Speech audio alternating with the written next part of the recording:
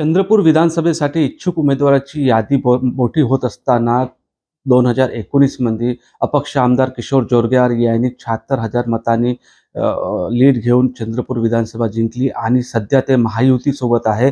भाऊ, आपण सध्या महायुती सोबत आहे आणि चंद्रपूरमध्ये मोठ्या प्रमाणात उमेदवाराची संख्या वाढली आहे. काय सांगाल, कशा प्रकारे निवडणूक असणार आहे? हे खरं आहे की निवडणूक हा लोकशाहीतला सगळ्यात मोठा उत्सव आहे आणि प्रत्येकाची भावना असते, इच्छा असते.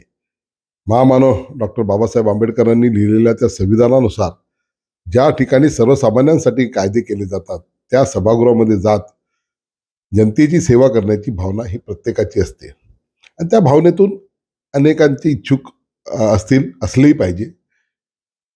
आणि निश्चितपणे प्रत्येक निवडणूक ही निवडणूक असते, त्याच्यामुळे ही सुद्धा निवडणूक तितकी जोरदार चांगली होईल असं मला वाटतं.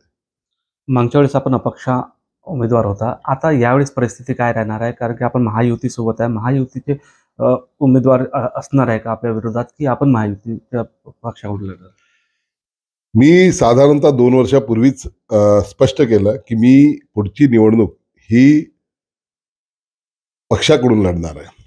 आता पक्षाकडून लढायचं म्हटल्यानंतर हा माझा निर्णय आहे, परंतु तिकीट देण्याचा अधिकार, एबी फॉर्म देण्याचा अधिकार हा त्या पक्षाचा असतो.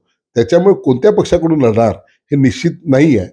परंतु निश्चितपणे महायुतीच्या मध्ये मी असल्यामुळे आणि सन्माननीय लोकप्रिय नेते, सर्वसामान्यांचे मुख्यमंत्री म्हणून ज्यांच्याकडे पाहिलं जाते, मी शिंदे साहेबांच्या सोबत मी आहेच आहे या महायुती सरकारमध्ये. मागच्या 2014च्या निवडणुकीमध्ये आपण शिवसेनेकडून निवडणूक लढवली, 50,000 मताची लीड घेतली होती. म्हणजे आताही तुम्ही शिवसेनेकडून लढणार, शिंदे गटाकडून? मी पुन्हा तेच सांगतो की 2014ची निवडणूक मी जेव्हा लढवली ती शिवसेनेच्या वतीने धनुष्यबाण या चिन्हावर लढवली होती आणि जेव्हा त्या इथे काहीच नसताना सुद्धा 52,000 मताचे दुसऱ्या क्रमांकाचं मताधिक्य चंद्रपूरच्या जनतेने मला दिलेलं होतं. तो आशीर्वादही मला दिलेला होता.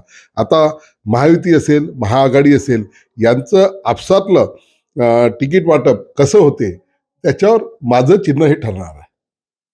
तर हे होते अपक्ष आमदार किशोर जोरगेवार. महायुतीच्या तिकीट वाटप ज्या प्रकारे होणार त्यावर तर माझ्या पक्षात जाण्याचे निर्णय असण्याचं किशोर जोरगेवार यांनी सांगितलं आहे. निलेश डहाट, TV9 मराठी, चंद्रपूर.